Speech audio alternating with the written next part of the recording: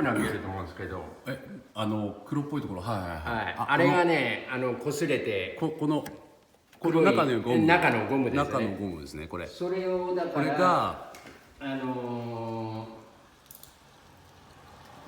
スプレーありますよね、シリコンスプレーありますよね。うん。このシリコンスプレーが。うん。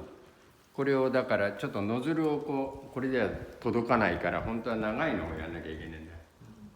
まあまあでも。うん。でこれをここの上のこのとこへ刺すんですよ。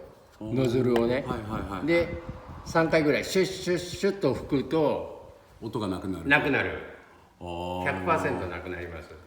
わかりました。はい。ありがとうございました。